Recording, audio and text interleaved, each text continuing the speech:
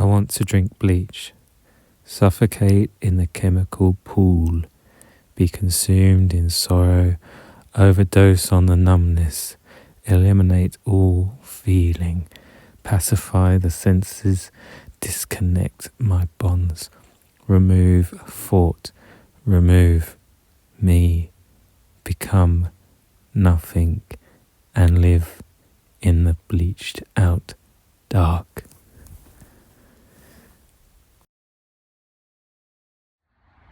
That was a poem I wrote when I was feeling suicidal, and I hope it connects with you if you're feeling the same way, because after I wrote that and I articulated and exercised my feelings, it allowed me to look at my feelings in a kind of more objective way, and that allowed me to almost exercise them and get them off my mind and look at them like as if they were another person.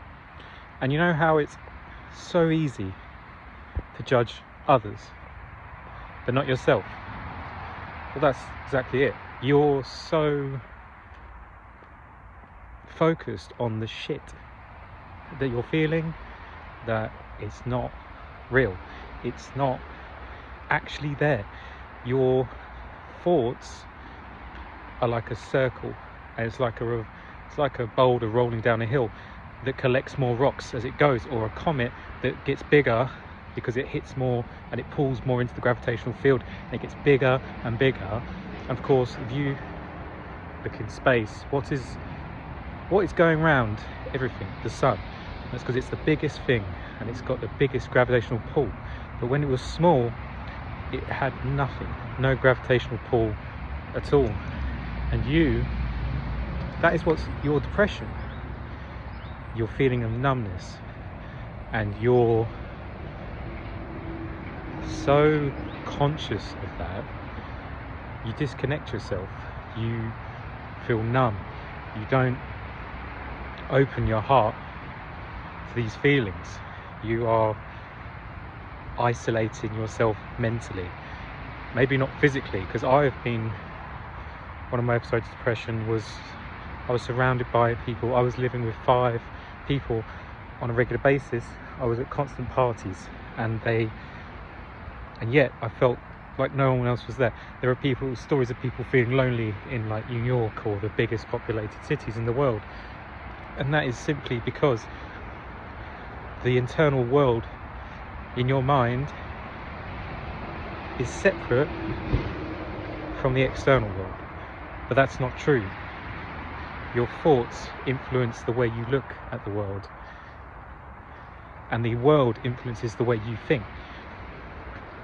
So there's a line of objective reality and your subjective reality, and they do feed each other like a loop, like that saying, art influences life and life influences art.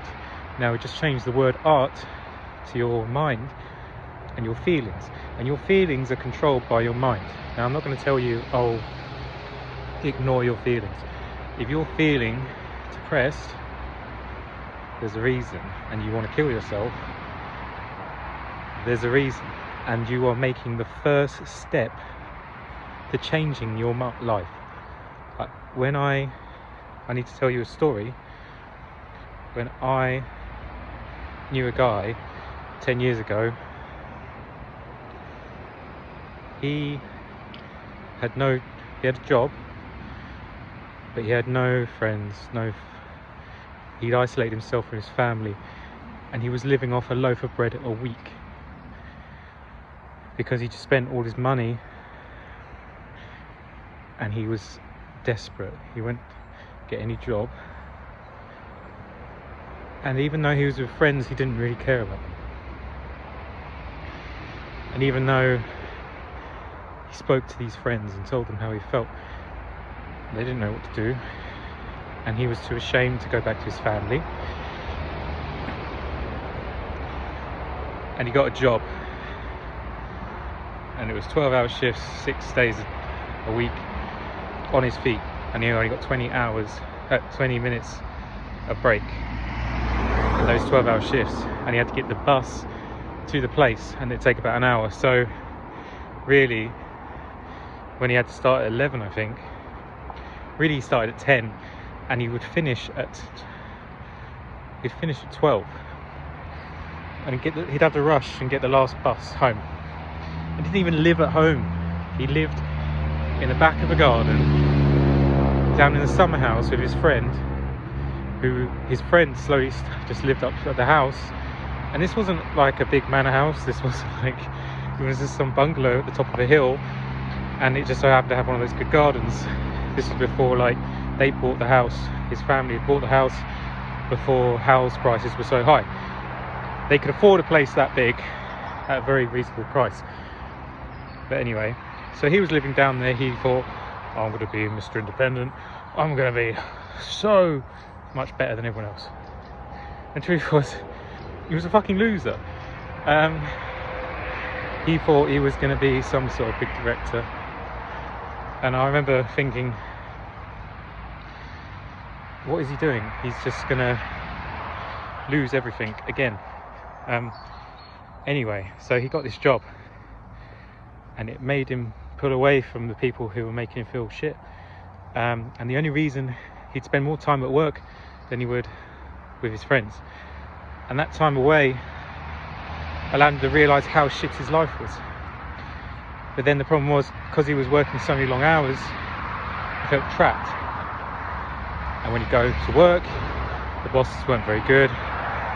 You would literally have to stand up, he told me, stand up all 11 or 12-hour shifts, 20 minutes break, just had enough time to walk to the shop and get some food, but all he could afford was a loaf of bread, and he would eat that.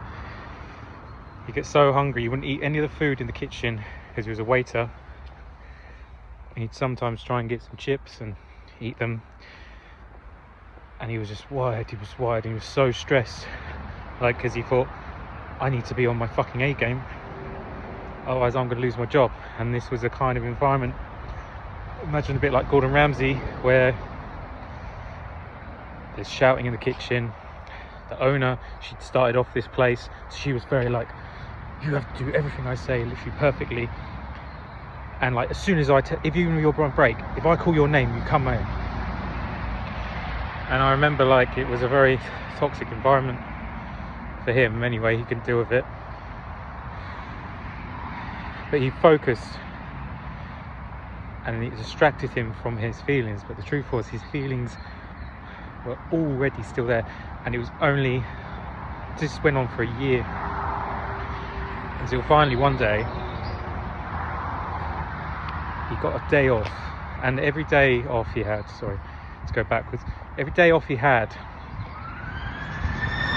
he was actually sleeping because he was so exhausted, because it was in 12 times 6. Well, I'll let you do the math because I'm walking and I'm talking to you. And that ruined his life. He had no life. He would wake up, go to work, starving. He just about had some toothpaste, until finally he was starting to get paid, and he got trapped in the cycle of money, save up the money, save up the money, save up the money, because he knew he was fucked, and he said, give me as many hours as you can. So he did. Right, so anyway, this goes on for a year, and one day his friend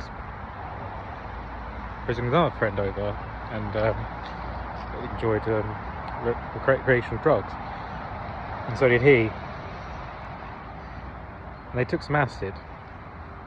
Now, if you know anything about acid, it has this reframing effect, and it brings out it will show you everything. Like, it sounds a bit woo-woo, not very scientific, but if you take a psychological type of acid, well, not the ones that show you all the funny pictures and stuff, but like the one that goes into your psychology.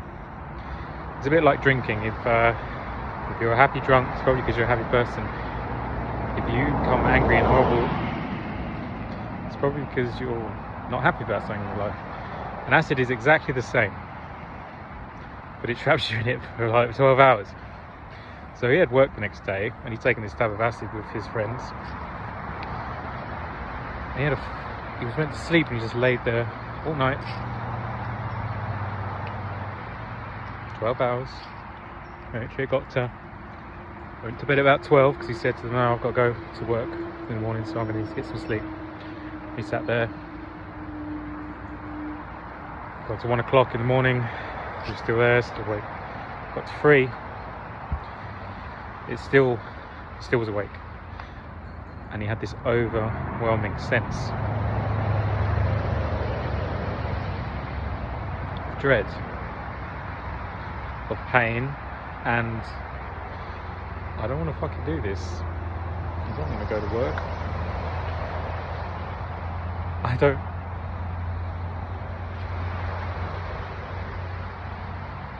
want to go there. I'm in a trap. And he called his mum. And he said, he was literally walking out the door to go to work. And he's like, as soon as he put the phone to his mouth, his mum said, "Hey Lloyd, what's up?"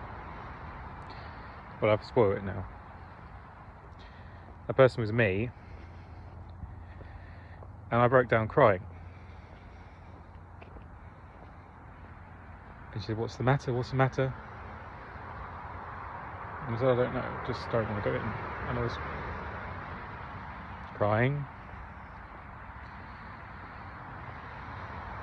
And so I just don't want to go to work. I feel like a loser.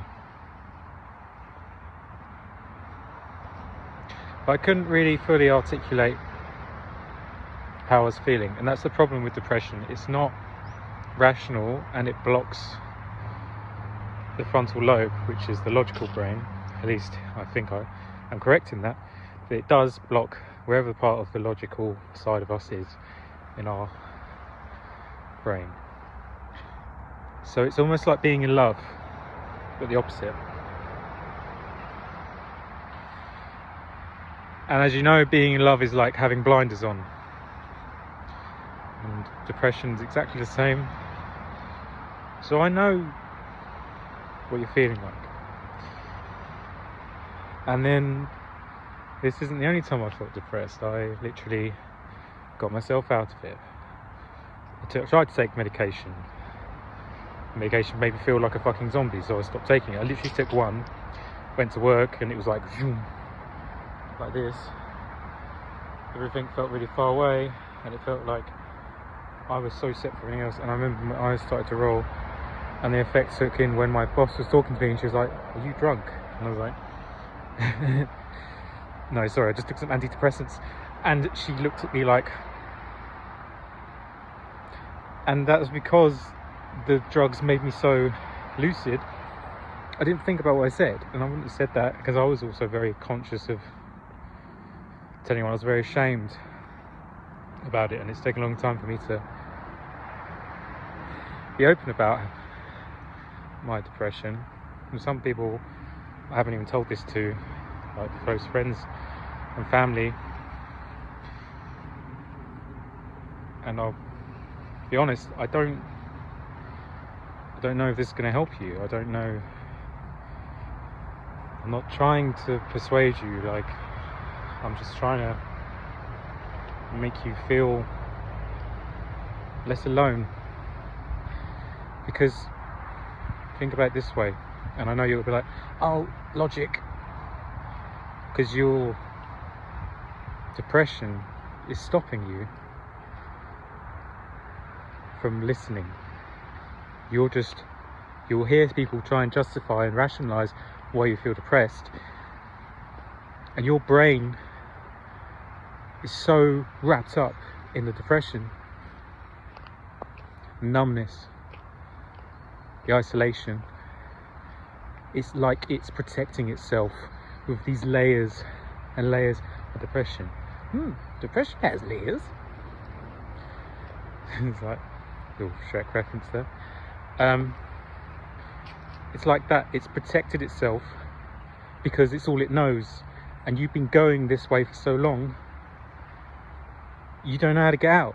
And so when I come at you with these logical things like there's billions and billions of people who feel exactly the same way.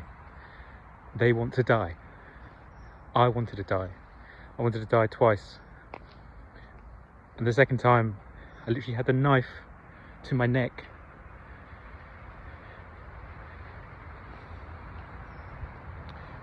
And it was only through sheer cowardice of not wanting to do it. I threw the knife down. I took myself to a skate park and put the knife in my bag. I took some beers because I was like, I'm going to do it this time. I said goodbye to my cats. I sent all my money to my girlfriend. And was so certain I was going to do it. And I thought, I'll put on my favourite music. I'll listen to it one last time. And I drank like 6 cans within the space of 10 minutes. I had the knife. I had it facing up on my wrist, like this. So going along my wrist, not across. And I thought, oh fuck it, I'll just go for the fucking artery, because the last thing I want to do is bleed out.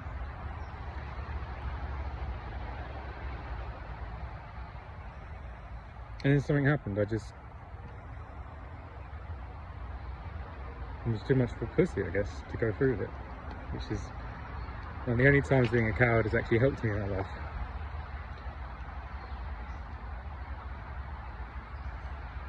And then I called her, and the only reason she hadn't responded to my text, because I was so vague on the meaning of what I was going to do, because I sent her a message saying, I'm leaving, you'll never have to worry about me again. And I sent her all my money in my account. And this is how bad it was. It wasn't even like, it was less than £1,000. I had a house. I had been 5 years into a mortgage. I'd been with this girl for, I think at the time it was 8 years. And I thought I loved her and was going to have a kid with her. And we had 2 ragdolls, which are basically our surrogate children, because basically being there for so long, who is a cat lady. I don't have to say anything else. Became a bit of a cat people, and we call them babies and stuff. It's a bit fucking embarrassing, but I'm a bit of a softie. And so my life on paper was doing everything someone told me to. I was doing everything society told me to do. The truth was, I wasn't happy again. I trapped myself again in I thought I'd go by the script, not my script, society script. And the worst thing was, everyone around me was so happy for me. They were like, oh great, Lloyd's doing so well. And I remember inviting my friends to my birthday party, and I was like, I hadn't seen them for a while. These were the pins I was with during my first depression, and for a long the gap, we didn't see them as much because obviously you get older and you don't spend as much time. I'm very like, I fell under the myth of the lone wolf sort of thing, and oh, I could do it for myself, very stoic, and I knew that the behaviours that I fell into with them, I'm not blaming them, I'm blaming myself, because I just wasn't strong-willed enough. And I loved them, and I still do. It's like you're having a parent that you know isn't always the best person for you, and you know, you sometimes have to restrict the amount of time you have them, because anyway, on paper it was a great life, and everyone was like, oh brilliant Lloyd, you got a house, and I built a home gym, a lot of my hobby. Got some cats that I knew since they were kittens, so I had an emotional attachment to them. And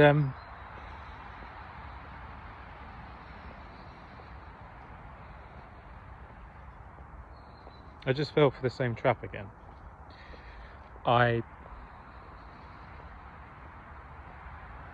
Sorry, I just don't normally speak about this.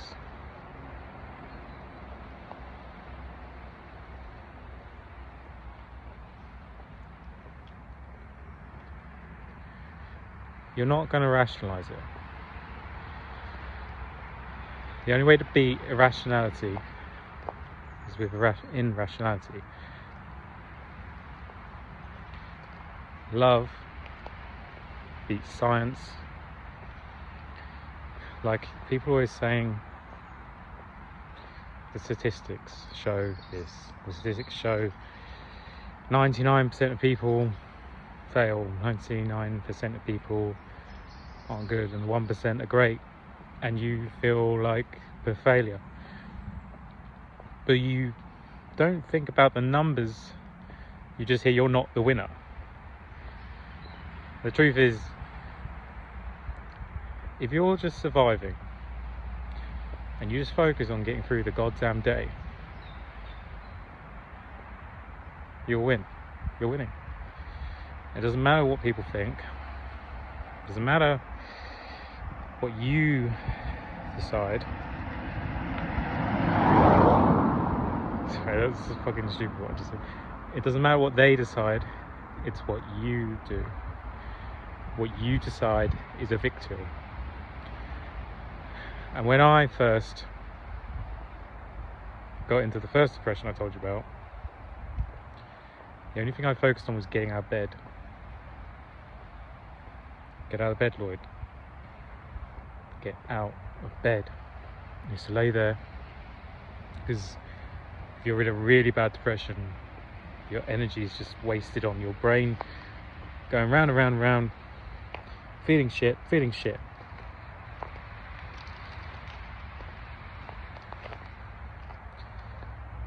And then about a week later, just getting out of bed was easy. And I noticed you don't always brush your teeth. You don't always wash because you're too tired. So I was like, Lloyd, get out of bed. You fucking brush those teeth. And I know this isn't a very PC way of like, oh, positive reinforcement and stuff like that, but sometimes you've got to be fucking hard on yourself. Sometimes you've got to have tough love, and it's not coming from a place of hatred. It's coming from a place of like, I've got to do this, otherwise I'm gonna fucking die. You're in a battleground of your mind where the enemy wants you to die. You're in the middle of the trench. You either advance, or the storm behind you comes up behind you and kills you. You've got no fucking choice.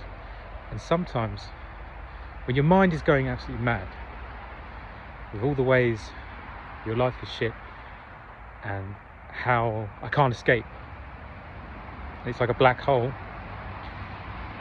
sometimes you just gotta take the first step. And that's what I've done. I made it so simple and easy. Just get up. Just go to work. Just get up. Just don't kill yourself. And that allowed the dopamine, because I set a goal, and I was like, a very little, like, beep, no, beep, beep. Don't kill yourself. A little bit of dopamine. And what, I'm sure you know this, when you're depressed, cortisol's high, you're stressed out. What do goals do? You set a goal and you achieve it. And what happens? You get a bit of dopamine. And what does dopamine release? releases the feeling of happiness in us, and you have just got to make the game so fucking easy for yourself. You can do it. Now, just clicking on this video or any of the other videos in this, I'm sure you're on YouTube or TikTok or whatever the fuck this is on, doesn't matter. You've decided not to kill yourself, and press a button. Now, there's Samaritans you can call if you're in the UK. There's all sorts of helplines you can call. The fact you haven't taken a knife to your throat is a win. Well done. Now you're looking at me like, oh, he looks like he's a fucking mess. Well, I am. I'm a fucking mess. I'm a bit of a crazy person. But I'm not fucking dead. I'm actually quite fucking happy. I remember what it felt like. And I'm not a clinical psychologist. I'm not a therapist. I have no training. All I have is my experience. And I've been through therapy. I've done all the things. I've done CBT. I've talked to friends, and there is literally no one who can help you better than previous suicidal people. We just understand. It's like veterans only understand soldiers. Like, there is a experiential side of life. Certain people who share that experience can know. They just know. It's intuitive, and you know this. You're not dumb. If you have depression, you're probably really fucking smart. You just haven't taken the step to prove it to yourself. It's all you have to do. Don't prove it to anyone else. Don't prove it to me. Don't prove it to your dad or your mum, because I know there's a lot of fucking family trauma out there. Or your teacher who pissed you off because you didn't do the right answer and they took the piss out of you and made you feel embarrassed, or you did it to yourself. You can do it. You've just got to take the first step. And that can be as simple as brushing your fucking teeth. Skanky breath, boy. Yeah?